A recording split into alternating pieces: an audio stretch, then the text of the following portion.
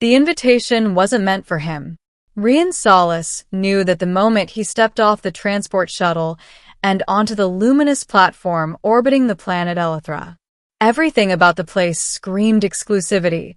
Floating corridors made of translucent crystal, soft golden light drifting through the air like living dust, and towering alien figures moving with an elegance that made him feel painfully out of place. He adjusted the strap of the delivery case slung across his shoulder and checked the confirmation again. Recipient: Royal House of Elythra.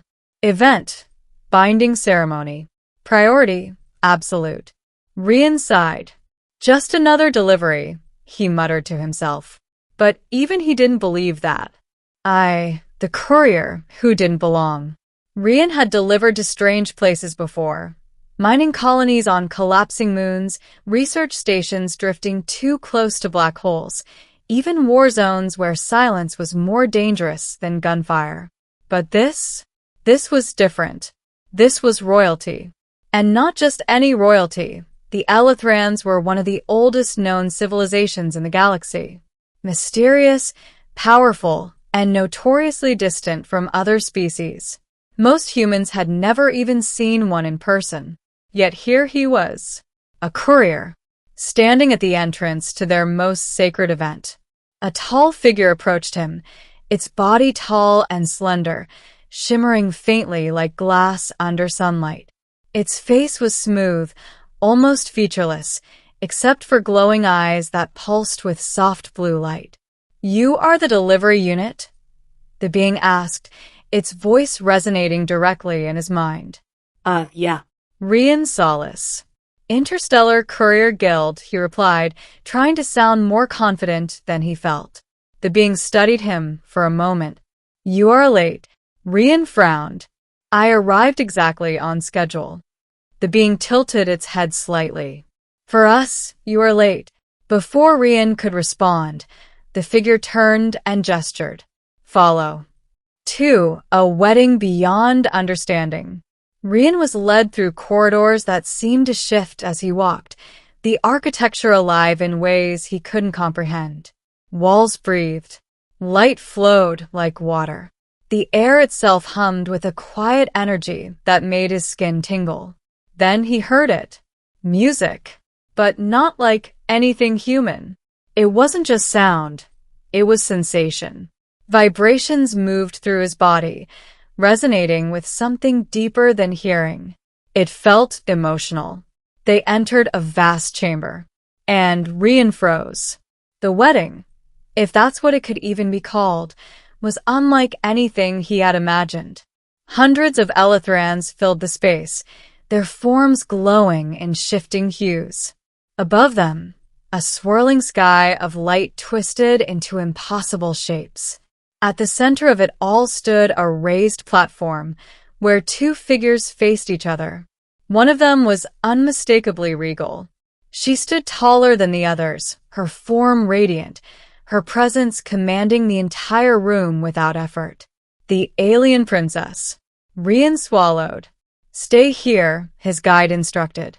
"But I need a signature," Rian said quickly. "Protocol." The being paused. "Protocol does not apply here." "It does for me." There was a moment of silence. Then, unexpectedly, the being stepped aside. "Very well," it said. "Deliver your package." 3. The moment everything changed. Rian approached the central platform carefully, trying not to draw attention. But that was impossible. The moment he stepped closer, the music faltered. Conversation stilled. Dozens, no, hundreds, of glowing eyes turned toward him. Rian felt his throat go dry. Delivery," he said weakly. The two figures on the platform turned. The second figure, the one standing opposite the princess, was imposing, its glow sharp and intense, almost aggressive. But it was the princess who stepped forward. Her light softened as she looked at him. "You are not of this world," she said, her voice gentle yet echoing through the chamber. "No, Your Highness," Rian stammered. "Just here to drop this off." He held up the case. She descended from the platform, each step deliberate, graceful. The entire room watched in silence. No one moved. No one spoke. She stopped directly in front of him. "May I?" she asked. Rian blinked. "Yeah, of course." He handed her the case. Her fingers brushed his. And in that instant, everything stopped. The connection. Rian gasped. The room vanished. He wasn't standing in the wedding hall anymore. He was somewhere else. A memory. A vast, open sky filled with twin suns. Endless fields of glowing flora stretching beyond the horizon. And her. Not as a princess, but as something simpler. Free. Happy. "What is this?" Rian asked. "My memory," her voice answered, though she wasn't physically there. "Why am I seeing it?" "Because you touched me." The scene shifted. Darkness crept in. The skies dimmed. Warships, human warships, appeared in the distance. Rian's chest tightened. "No.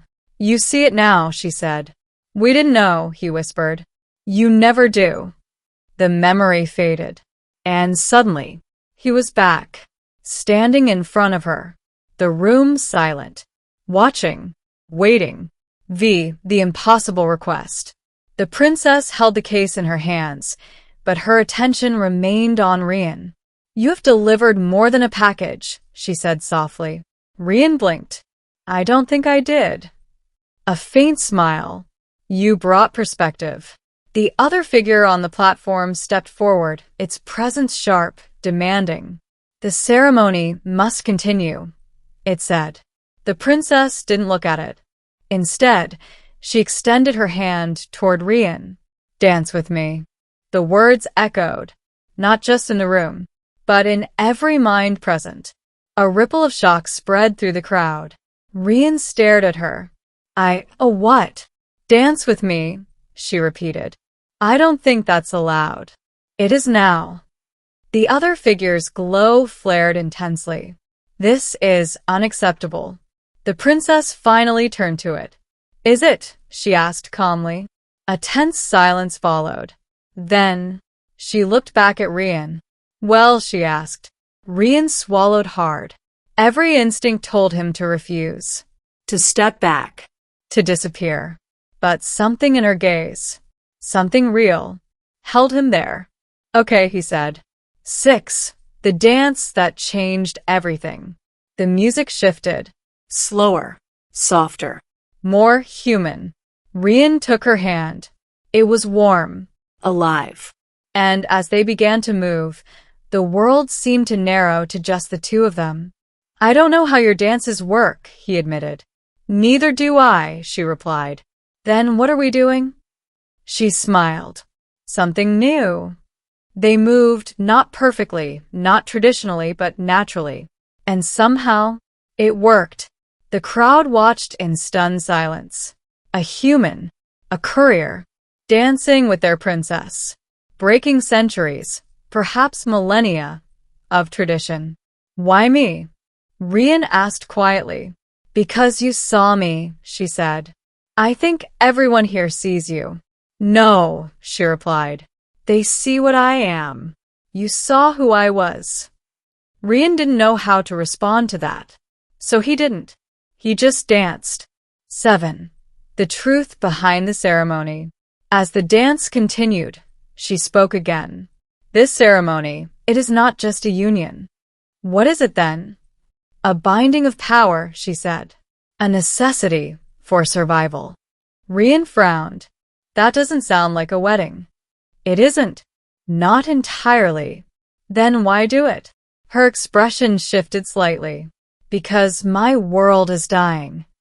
Rian's heart sank. "And this partner?" he asked, glancing at the other figure. "It would stabilize what remains." "At a cost."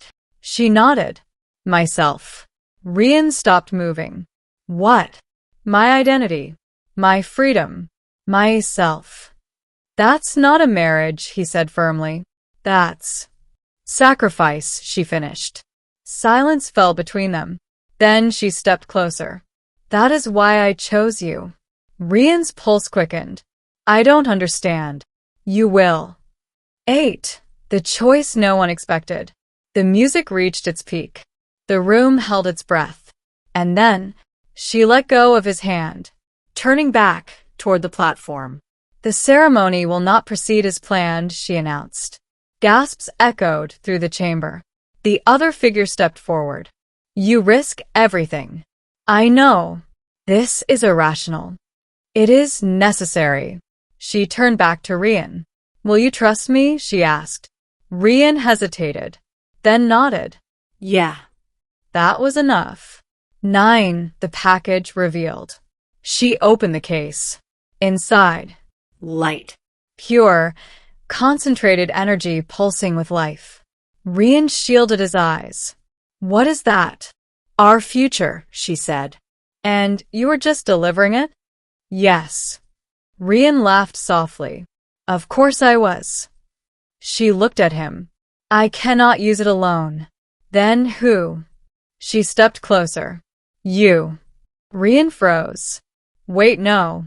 But it was already happening.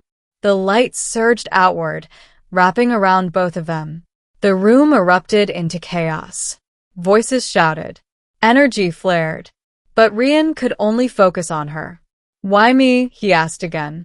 Because you chose to step forward, she said. When no one else would. A new beginning. The light faded. Silence returned. Rian stood there, breathless. Changed. He could feel it. Something inside him, different. Stronger. Connected. The princess stood beside him. Unchanged in form, but different in presence.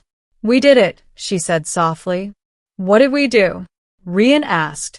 We gave my world a future. And mine? She smiled. That depends on what you choose next. Rian looked around the room.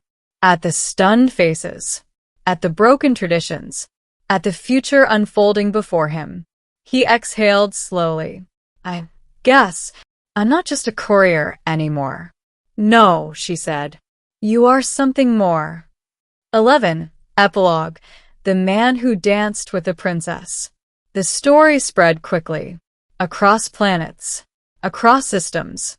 A human courier who walked into a royal alien ceremony and changed everything. Some called him reckless. Others called him lucky. But those who truly understood called him necessary. Because sometimes the smallest, most ordinary choices create the most extraordinary moments. And somewhere, under a sky that once knew only silence, a new kind of future had begun. All because one man delivered a package and said yes to a dance.